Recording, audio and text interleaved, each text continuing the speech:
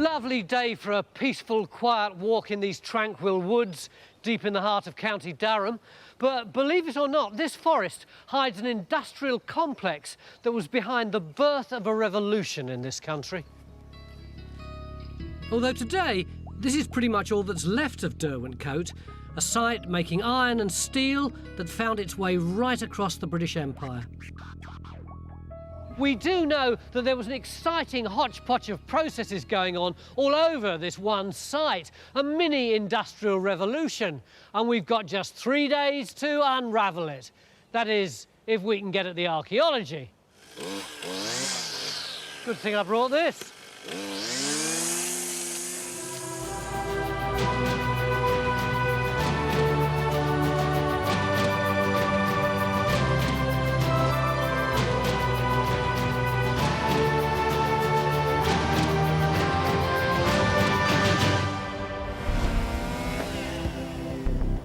Before we can think about any trenches, even I'm getting involved with the heavy-duty pruning needed here at Derwentcote, 14 kilometres outside Newcastle, deep in the Derwent Valley. We know they made iron and steel here from the 18th century, but Derwentcote's barely on the radar when it comes to industrial Britain. Only this steel furnace has been dug and restored by English heritage. So it's the rest of the site we're here to investigate.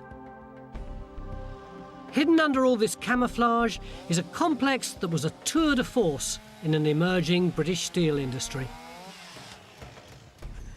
Francis, everyone's been putting in loads of work and we haven't even started yet. Is it going to be worth it? It is, Tony. I mean, OK, it looks like idyllic woodland, but actually under our feet you've got some of the earliest iron-producing and steel-producing sites in the country. You know, the Industrial Revolution is all happening here. It's incredibly exciting.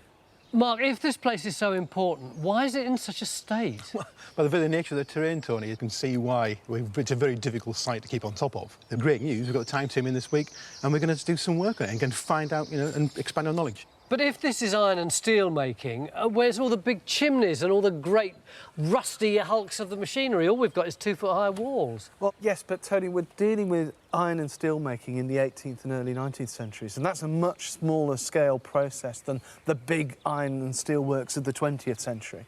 OK, that's the history, but what do we know about the archaeology? It's incredibly complicated. Now, you can see here the wall of a building, that wall there. And we're going to put our trench across over here to the road like that. So that's there? Yeah, from the far side of that wall, through the wall, through this hole, through here, and then straight out in that direction, Tony. Go on, quicker. This way? Yeah. You're winding me up all the way to here? Yeah, further to that flag. To here? To there. That'll be the corner of the building, I hope, under the road. And that's going to be the size of the trench? Yes, it is. I'll have to get my strimmer out again, won't I? Well, it's a good job we've got a few walls to go on, because this place isn't exactly filling geophys with much enthusiasm. Quite ideal survey conditions. Without being able to survey an open area, we can't really do anything. But with the diggers filing in, we're not hanging around for geophys. We're opening our first huge trench here over these earthworks. We want to work out how many buildings there are, what went on inside them, and how they relate to these peculiar water channels, or leats, which seem to run through them. Before the machine's even broken the surface, they're finding archaeology everywhere. There's masses of stuff in here, masses and masses of stuff. And Phil's already thinking bigger. Francis, is there any sense in widening out a bit? We're just running along the bloody edge of the wall. Yes. Put an extension Take out a bit more of that, so let's see where the wall really is. Did listen to my words of fine counsel. Not often do you take notice of anything I say, but... All right, Phil, well done. But getting to the bottom of what's in this trench is crucial, because processes developed here supplied the nuts and bolts of everyday life. It's quite a relief to get out of the forest because they've got horseflies the size of 50p pieces in there. But I've got a good excuse to be here, which is that Marilyn has put together this great big pile of stuff, which is essentially the products that would have been made out of the metal that they were creating here. What's this funny thing? It's a bit like a pub sign. Yep, that's the right way up, but it really was for hanging kettles or cauldrons by the fire. So you could swivel it again, sat in a socket, you can swivel it so that your kettle or your cauldron is on the fire, and when it's boiling, you take it off. Every household would have had one of those. So, what on earth's this? Well, you've got to turn it the other way up, and Yeah. like that. So you've got the cutting edge there. Yeah. That fitted into a hook on the top of a wooden block. And if you move that up and down... Oh, this is a blade, isn't it? Yeah. You're using it as a fulcrum. And what you made with this, Tony, are clogs. Really? It's for cutting the wooden patterns for clogs. In a way, all these things are a snapshot, aren't they, of what life would have been like for ordinary people once they started using much more metal. That's absolutely right. From ploughs to swords, toast racks to rails, metal transformed society. But this lot consists of iron and steel, and there's a difference between the two processes. Iron's made from iron ore that's melted and hammered, but it's malleable and blunts easily. Steel's simply a much purer form of iron that's been melted and hammered differently, and it keeps its sharpness. A lot of these processes would have taken place at different times and in different places on the site. They would. You have to think of the site as almost like a mad scientist's workshop, because you've got the iron masters fiddling around with the recipes, really. It's the start of the birth of the science of metallurgy, so they're learning lots of new things, they're actually understanding what's going on, and so to some extent they are experimental sites, and they're just trying anything to get ahead of the neighbour. And it'll be our job to find out who these people were, what they were doing, and when they were doing it. And why. All of this means we've got a difficult job ahead, because we could be looking for any number of different types of furnaces which made the different types of iron and steel. One furnace we know we've got is the Cementation Furnace. It converted iron into steel by cooking it for 2 weeks. When that steel was welded, it could be used for swords and tools. We could have a finery chafery where poor quality iron was melted and hammered, making wrought iron for nails and horseshoes. Then there's the Crucible Furnace that melted steel to make it purer, perfect for springs and razors. If we can find the different buildings, we can track changing metal technologies and build up a complete picture of the site. Good job we've got geophys to point us in the right direction. I mean, we often complain about sites, but these are the most difficult, to be honest. You've got so many trees, so many nettles, the undergrowth, all the leaf matter. I mean, the problem is you've got some standing buildings, but there's so much rubble inside them that's spread around. We can't do a lot in those. So what can you do?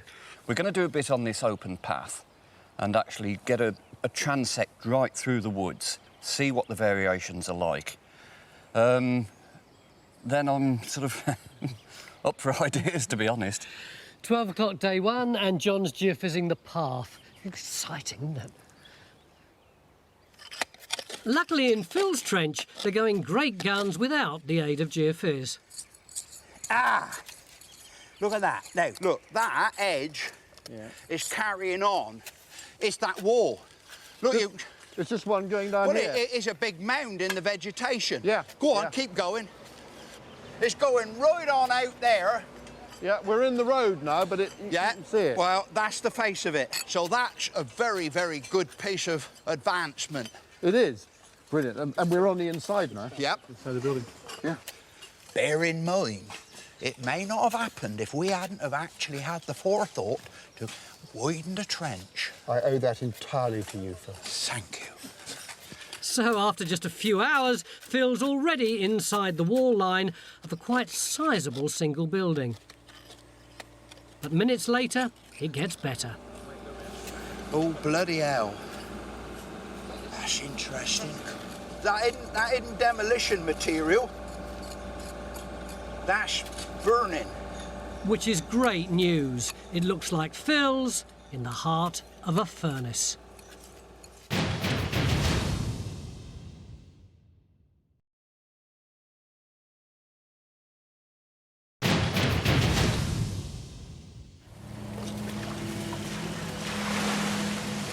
Just after lunch day one, and just when you think everything's going swimmingly, you discover It actually is. You're going to need a snorkel to excavate in there, aren't you? Well, we're certainly not going to be able to carry on as we are. I mean, the fact is well, the site is in the bottom of a valley. You can see over there, we are already below the level of the leak there, and the water is just pouring in. What do you think this thing is? Well, we think it's actually probably the cellar part, the basal part of a massive furnace. So the floor would have been up here, the cellar below would have been underneath our feet. But it's only guesswork unless we get this water out. We've got to keep going, but we've got to get a pump. Once this water's drained, Phil can get back to his burnt bricks and establish what sort of furnace it is. But to make metal, as well as heat and fire, you need water. So to understand how water was used here, Stuart's gone straight into a leat, and he's hitting it with a stick. Very scientific. Stuart, this is a pretty pathetic little trickle here. But I mean, in the past, that would have been a serious body of water that would have powered wheels, wouldn't it? I mean, this is the whole power supply of this site. It's part of a water management system. Yeah. But this water management system starts actually way up the valley, up there, about 400 metres that way. Yeah. And what they're doing is managing the water from the river, diverting it through a long channel called a head race. It's a 4-metre wide channel in a dead straight line to the end of the valley. Now, that bit of wall there doesn't look like much now, but that was holding back a huge pond, effectively, which stored water, which then you could manage into narrow channels like this to turn a wheel very gently to deliver the power you needed. But I mean, to my eyes, Stuart, I mean, if that's a dam, which I take your word it is, this inner face here looks for all the world like the inner wall of a building, doesn't it? It does, and you're right, I'm sure it is, but this may all be timber, because we know a lot of these structures have timber framing, effectively, and you might have an open shed here with processing going on that side. We need to clean up the dam so we can get a good look at its structure, and then open trench 2 around it, because there seems to be a building attached to the back of the dam which could be industrial. We'll also dig this man-made channel, where we're looking for a water wheel. According to the documents, an ironworks was established here in 1718. The first mention of a steel furnace comes in the 1740s, which valued the site at a whopping £4,000. Do we know much about the people who were involved? The actual steel-making process is introduced into the Derwent Valley by a colourful chap called William Bertram, who was German in origin, and he went to Sweden and he seems to have learnt steel-making in Sweden, because Sweden's the leading steelmaker at the time. He seems to be heading back to Germany, and he is mysteriously shipwrecked off Newcastle, and he ends up in Newcastle making steel, and then he ends up here. Why do you say mysteriously shipwrecked? Well, it seems all too easy, doesn't it? You've got an expert steelmaker, which you want in the valley, and somehow or other he ends up here. Do you think he might have been poached? I think he might have been poached. And certainly the Bertrams are here, father and son, for some time. But all this needed money and investment and the possibility of people buying your stuff, didn't it? Yeah. Well, in the 1730s, it's a real growth time for Britain. You've got a series of good corn harvests. You've got a lot of people who are prepared to invest in industry. And so you get the growth of the early industrial empires in this valley. Back at Trench 1, Phil's got his pump and is finding more evidence of his furnace.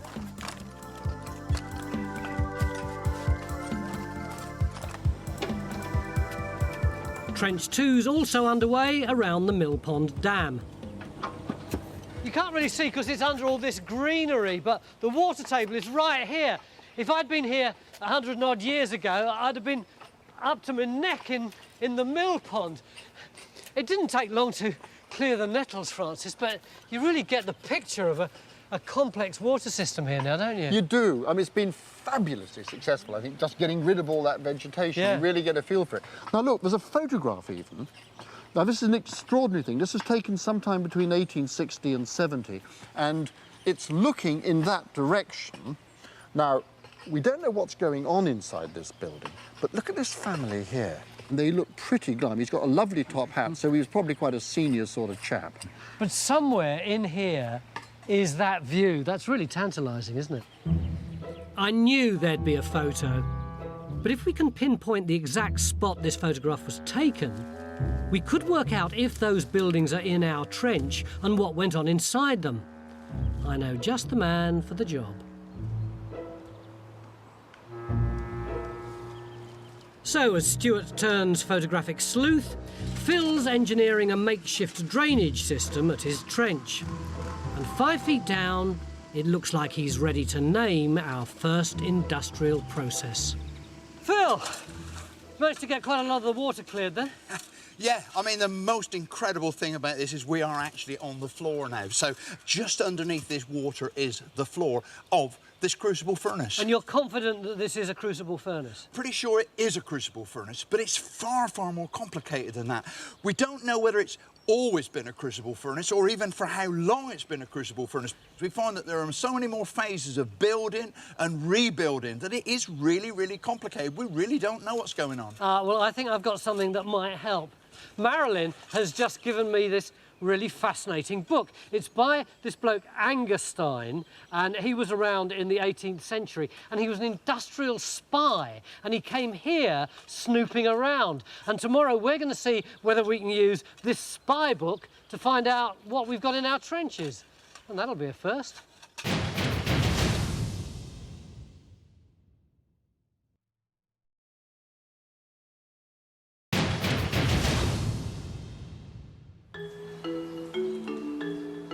Beginning of day 2, deep in the woods of Derwentcote near Newcastle, where we're investigating an iron and steel works which started in the 18th century. We've already opened 3 trenches, and in Phil's Crucible Furnace trench, there's a slight technical hitch. Wow, that's a fair drop of water in there, isn't it, Kerry? It is.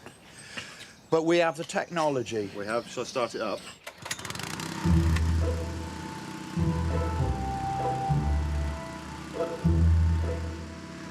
Nothing yet, Kerry. And there's another hitch. Where's the water, Kerry? Taking a devil of a long... And another. Ah. That's known as a blocked hose in the business, and it's not the only problem with this trench. Yesterday afternoon, everyone was getting really excited because in this trench there was something which they were calling a crucible furnace. And I was going, oh, wow, that's really exciting. Except I've really got no idea what a crucible furnace is. Mike, what is it? All it is melting iron and steel bars in a pot, big tall pot. And I've got one down here. And this is a crucible, which we found yesterday. And it would have been about 3 times the height of what we've got here. Steel bars inside, carbon over the top, lid on it.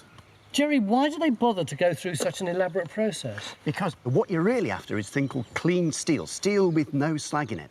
So the great secret of this process is that you take these bars of steel from the cementation furnace, put them into these crucibles, raise them to 1200 degrees C, the steel melts, the slag inside also melts and floats to the surface. So you've now got an ingot of clean steel and some debris. How do you get to a heat like 1200 degrees centigrade? Well, you do need a furnace, and these crucible steel furnaces consist of essentially a cellar where the furnace was, which was fed by coal. And on the floor above, this is where the crucible was filled and then lowered into this really hot furnace. But this is only one process of a whole load that went on here over, what, 50, 100 years? Oh, this is the last process to be introduced onto the site, so we think this is about 1850. This is a fantastic discovery. Crucible steel was not only really top quality, but could be made in much higher quantities than any steel beforehand. With his pump now unclogged, Phil can crack on finding out how big this structure actually was. At the far end of the site, Tracy's started digging the front room of a worker's cottage, hoping to find clues to the workforce who lived here. I think that's the roof joists coming down, so the whole thing's just kind of slid in. Yeah. We're hoping we might have some remnant of the floor left underneath. Elsewhere, things are a little more frustrating.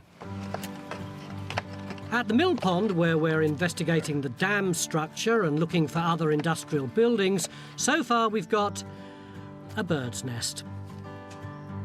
It's positively industrial. What's more, the archaeologists are getting excited about something we'd normally chuck on the spoil heap. What they're over the moon about is this stuff. And it's not kryptonite, it's dirty old lumps of charred slag. But here, slag holds the key to what was being made.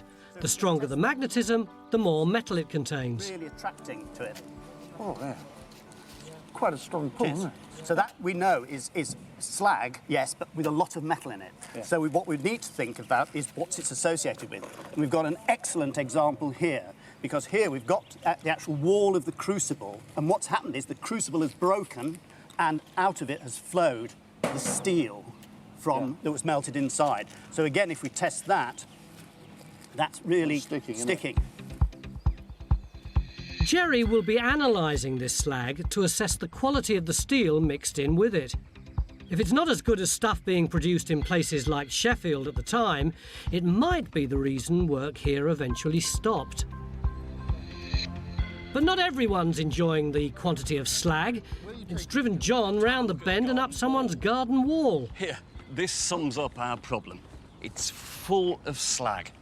If I take a reading, look, several thousand units. Yeah.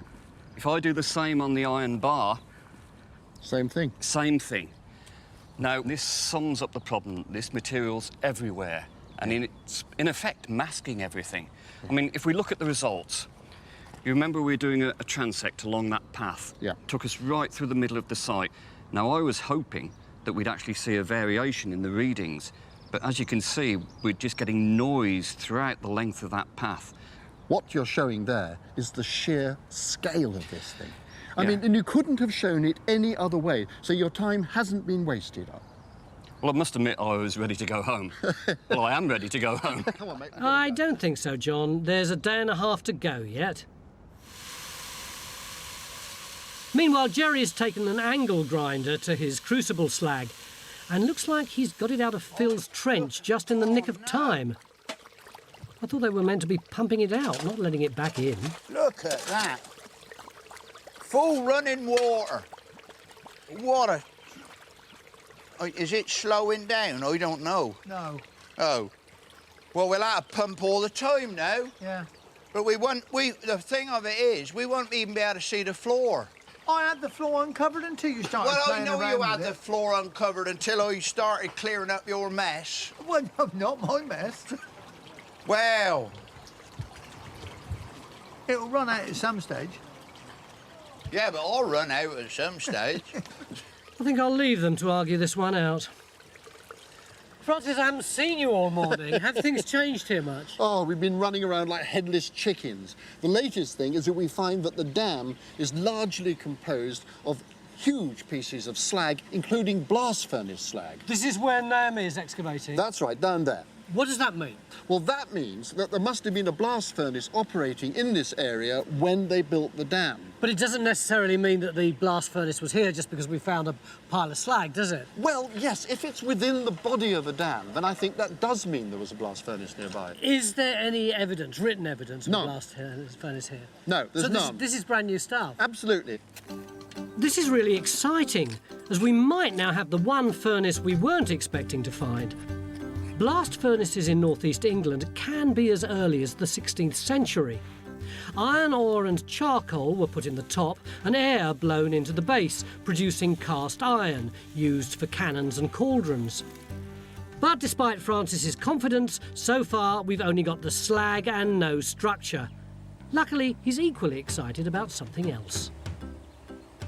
Look, on the edge of this lead, suddenly you come across proper pucker masonry. And right in the middle of them there, that iron bar. Can you see it? No, I thought it was a tree root. I see what you mean. I know. Yeah, no, yeah. it's iron, Tony. Yeah. Yeah.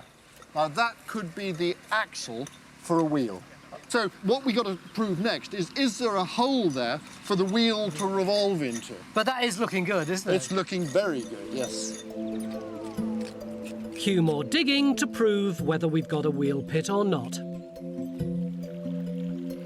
Over in Trench 1, the safest thing Phil can do right now is stop hitting things with his shovel. It's a natural disaster, mate. What's gone on? Well, We just made a wonderful discovery. We discovered a culvert. And now I know that the culvert's full of water. Looks like this disused leat running through Phil's trench was culverted over at some point. Unfortunately, there's now a puncture in it. That's one of the more recent maps, but if you go back... At the incident room, Stuart and Henry are working out how all the leats connect to understand the layout of the site. Looking at these deep valleys that come down the side, the water from them's got to go somewhere. And that boundary around the back is interesting, because on the old map, that looks like another leat, a water system that we haven't even looked at yet, round the back. If they can find the earliest leat, it could lead to the very origins of this site. Industry put this place on the map. So much so, industrial spies came here. In the 18th century, they're very worried about what was going on in Britain and all the processes that were going on. And so spies from Sweden and Germany came over to make sure what we were doing in order to protect their own markets. Tell me about this bloke. What's his name? Angerstein. Reinhold Rucker Angerstein. He was German in origin. He set up a steelworks in Sweden, and he decided in 1753 to make a tour of Europe, but particularly of Britain, in order to find out whether Britain was catching up with Sweden. Mind you, he gave us some fantastic historical research, didn't he? Oh, yeah. I mean, his journal is absolutely fantastic. What they're doing here is to produce out of the iron and the steel all sorts of tools and artefacts, and a lot from this valley go to the colonies. We know that Virginia hoes were made here, which must have been used in the tobacco plantations, and then lots of bill hooks for cutting sugar cane. So we can see this globalisation of trade that's happening, and Angerstein is really our best source for that. Derwentcote's link with Britain's slave trade is chilling. As well as 150 tonnes of iron a year, this site made 100 tonnes of steel, some of which went directly to the East India Company. Back at Trench 2, the team's been looking for evidence of this production. And Rakshas discovered the floor of a very dirty room. Oh, lovely. Oh, that's quite gritty, isn't it? Very gritty. Almost sort of charcoaly. I wonder if we're in a charcoal store. That's really good if we found that. It would, wouldn't it? Well, yeah. Why don't I leave you to clean it up and I'll come back later on? OK. Around this spot, they're also finding masses of roof tile. Looks like we've finally located the first building in this photograph. This was the charcoal store, which means this bit was probably a forge. You can see the top of the dam in the picture, and now it's been cleaned up, it looks like it's made of all sorts of recycled material, which has got theories flying thick and fast. Right, we got 2 hours left of today, and we got the whole of tomorrow, so that's why I've assembled you to tell me what we do about this little miniature Aladdin's cave here. There is stuff here from blast furnaces. We know that because we've had a look at the slag. But slag alone doesn't make a blast furnace. If it is, it's a blast furnace that's been probably taken apart quite badly and then backfilled with a lot of reused material. But there are other substantial structures this could be. So this could be, for instance, a finery furnace. Yeah. We've got one other small piece of evidence, which appears to be a very small tuyere, which was the end of the bellows where the air from the bellows went into the furnace. It's small for a blast furnace. It could be for a refinery. Well, they seem to be agreeing the dam is made from a dismantled furnace, but typical archaeologists, they can't agree what type. We need to clear more scrub and see what we've actually got. And if it's a blast furnace, then we'll have discovered the earliest industrial process on this site. But Stuart's on a quest for something earlier again. Stu, what the heck's going on here? Well, looking at this 1856 map and the possibility of a northern watercourse going round there, a different watercourse for the pond, that building there on the end of what might be redundant leak, see that there? That looks awfully like there might be a mill building there. And I've had a look round the back and there's a pit and there's a ditch and you can see there's walls coming out. So I'm getting to clear the whole lot off and have a decent look at it. If Stuart has got a mill, it would predate the iron and steel works and could be why industry was attracted here in the first place. Because once there was a water system proven to work, people tended to use and expand it. At the other end of the site, we're still looking for a wheel pit connected with later industrial activity, while Tracy's finished cleaning up the 19th century cottage. What a wonderful floor, isn't it? Oh, it's lovely, isn't it? And it's in such good condition as well. I mean, that's the thing. I know. My first house had quarry tiles like this. I can just imagine what it'd be like living in this place. It's quite eerie, actually. We've got the remains of the ash pan. You see there's one handle for it there. And that's, well, it looks like a latch, but actually you would have had a handle in that just to pull the thing out when it was hot. That's really nice. But it's collapsed with the weight of the rubble on it. So that's as they walked out of the house, they left the ash pan. They left the ash pan. But it's so nice, you know, we concentrate down there on these big industrial buildings. And for me, it's so nice to do the house where they were living. It's the heart of the place. You know, they were eating here, they were sleeping here, they were making love here. Everything was here. This cottage is a really evocative snapshot of 19th century domestic life. And it seems fantastic flooring was all the rage at Derwentcote.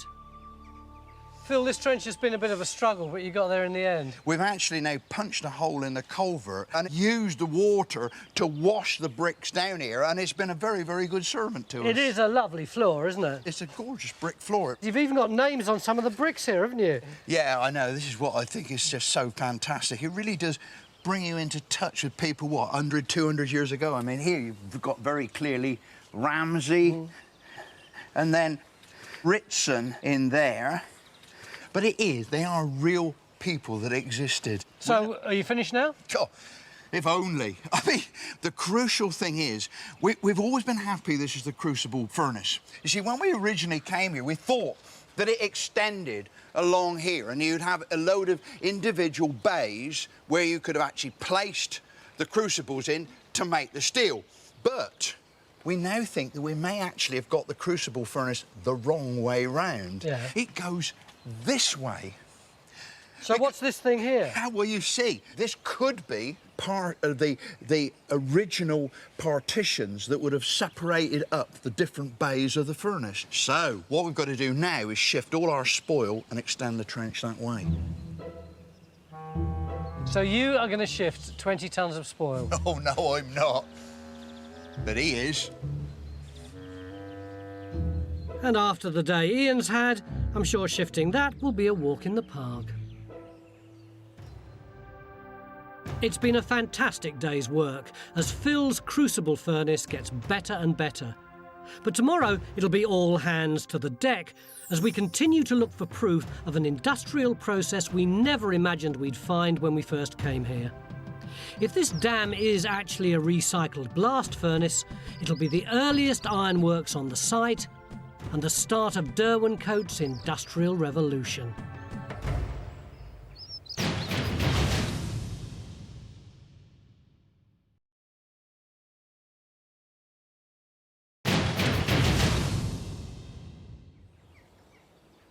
Beginning of day 3 here at County Durham, where we've travelled back in time and transformed this rural idyll into a seething mass of industrial activity in the 18th and 19th century. At least we thought we were in the 18th and 19th century, but Stuart reckons he can push the date back even further. What's up his sleeve? We have mention of a mill, corn mill here in the 16th century, late 16th century. On the first map we've got of the site, a building here which may indicate a mill site, because we've got basically an oak channel coming down here, a little channel down the side of the building. So it's speculative, but I would like to see what's going on in this building. Stuart, I have to say not everybody is yet convinced that there is an earlier mill here, but how are we going to prove whether or not he's right? Well, what I plan to do is start a trench down there, across the centre of the building, on the floor, over the wall, onto the road, end about here. Hang on, how do you know there's a wall here and a road there? Have you just made that up? Yes, with a bit of help from Stuart's map. So if the map's right, then this is where the wall and the road would be? You've got it. Well, that makes sense, doesn't it? There's no time to lose as the digger moves in to open the trench. If it is a 16th century mill, it would suggest early and successful water management, making it an ideal location for the next 3 centuries of industrial activity. Phil's in the 19th century with his trench, working out the direction and scale of his crucible furnace. I think that might be the corner, the entrance. So I think it's that wide, which should be about that wide as well. And with each scoop, more clay crucible pot emerges. Jerry's still only midway through processing the crucible slag from Phil's trench to find out how good the steel was. After grinding, it has to go through 3 types of acid before it can go under the microscope for the verdict. So as Jerry labours away, Marilyn's been looking into Derwentcote's labour force, recorded in the 19th century census. What did people actually do who lived here? Well, fortunately, the census returns tell us the occupations which enable us to link them to the site. So, Mike, we've got a retired steel converter there, we've got a roller, and we've got a steel melter. What's a steel converter and a steel melter? Steel converter, they're working up at the Cementation Furnace, just up the valley, but the steel melter, they're working with the Crucible Furnaces we've just been excavating. So we can now put a name to the guy who was working where Phil's trench is now? We certainly can. His name is Joseph Brown, he's aged 49, and he's got a wife called Margaret, who is 39. And over in the Crucible trench, Phil's getting closer and closer to steel melter Brown. Within less than a metre we've been digging here, and now we've got really intense heat. I mean, look at the way these bricks have been really, really red, and look at the colour of the mortar as well. I mean, I think that those bricks are actually part of a single structure. I mean, I think they are laid bricks. And look, you've got a very clear edge of all this material coming round here between the burnt material there and this black stuff on there. But the really crucial thing that does really bring it home is not just the colour of these bricks, but look, they're fused together. I mean, that's fantastic. To me, that is the hot face of a crucible furnace. The phenomenal amount of burnt brick means Phil is definitely in the first crucible furnace bay. They now need to clear even more of the trench to reveal its full size. Tell you what, Ian, that is looking like a nice section. Perfection. Perfection indeed.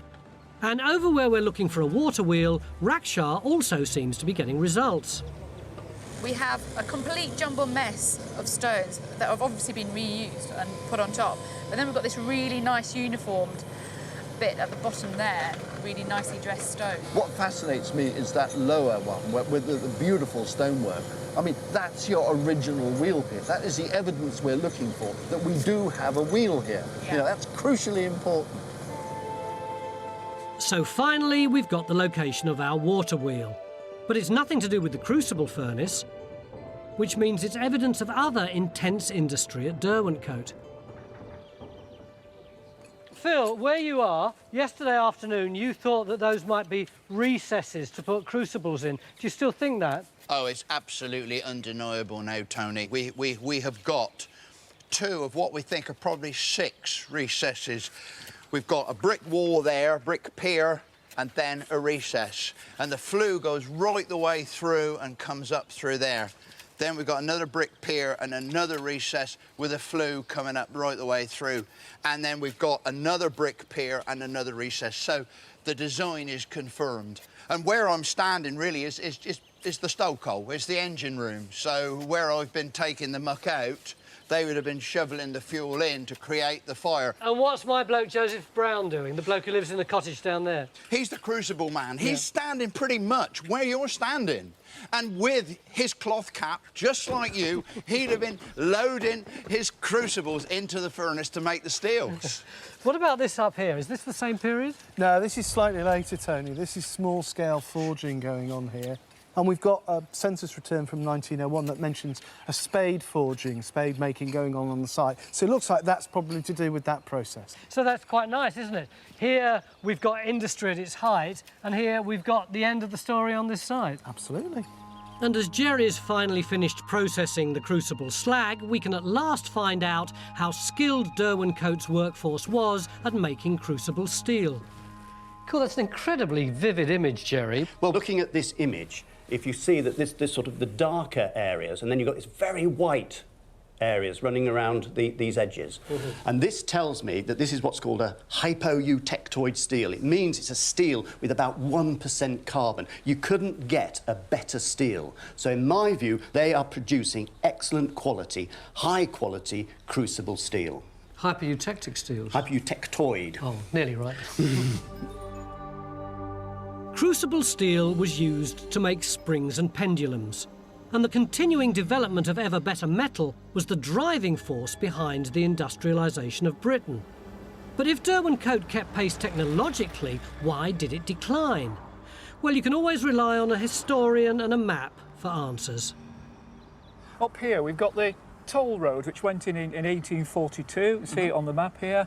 I would have thought this would have given it a new lease of life to get their products out into the wider world. Well, you hit the nail on the head there. It's a toll road. So any goods coming into the site or being taken out have to pay tolls, and that would just add to their costs. And even 100 years earlier, we know from Angerstein that charcoal is coming in from many miles away, and a horse load of charcoal cost 4 shillings and sixpence, even then. But I'm an entrepreneur of that period.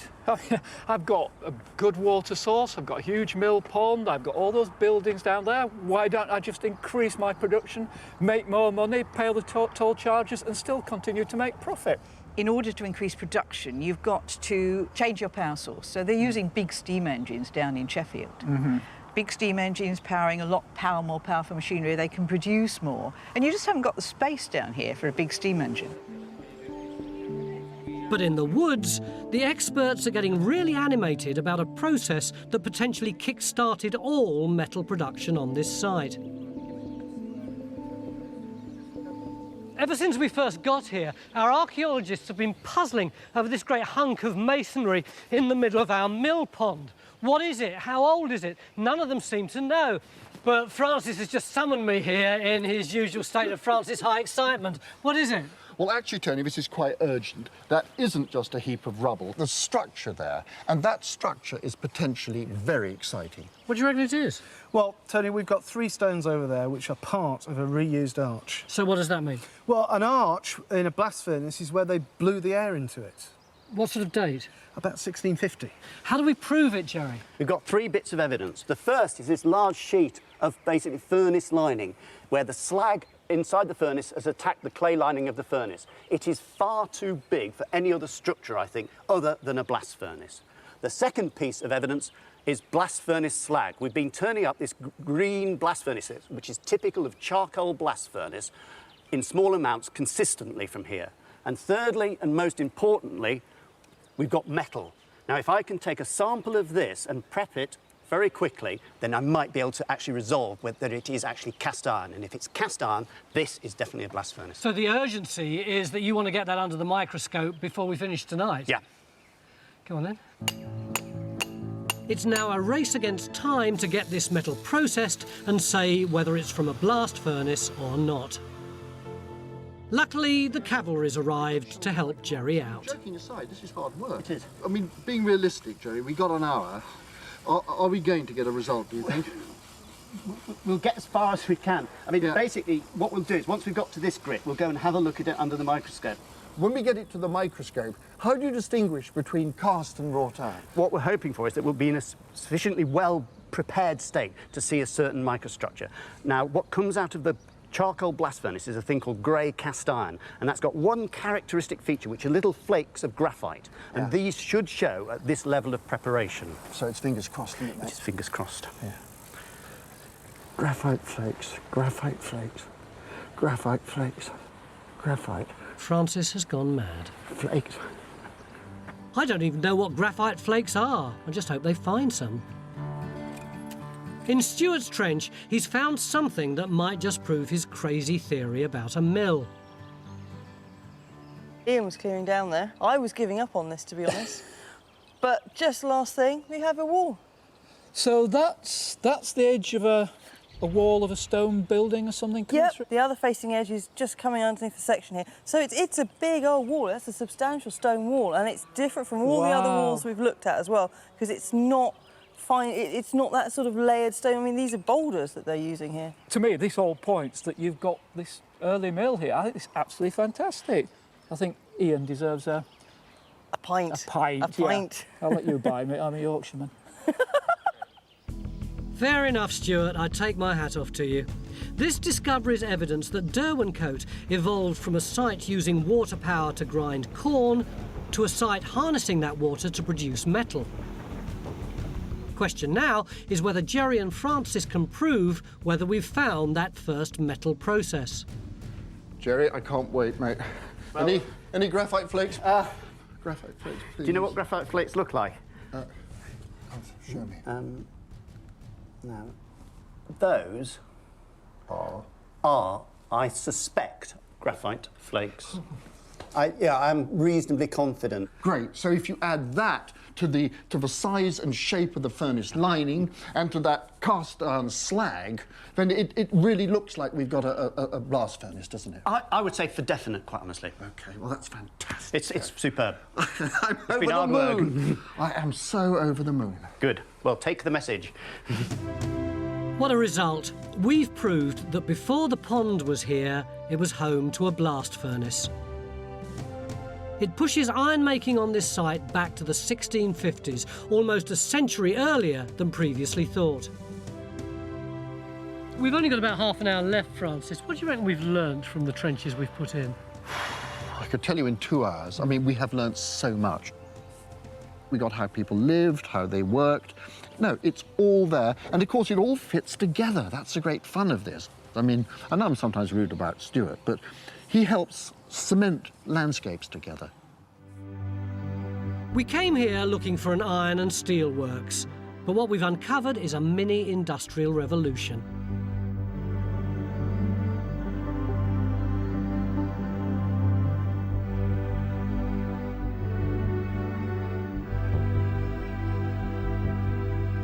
Derwentcote might have been overtaken by big cities, but metals developed and perfected here changed the very world we live in today. Not bad for 3 days' work. Who's going to be the bloke in the top hat? That's me. All that remains is for us to record our own memory of the site. Who's the lady in the crinoline? Me! Oh, what? Oh, pity you, Tony. That's his wife. Time Team's version of the only photograph of what was once here. All you need is your top hat, Tony, to finish it off. Smile. Gotcha. Recorded for history. To ensure you catch all the latest updates, please do subscribe to this channel, follow us on social media, and sign up to our newsletter, and join us on Patreon.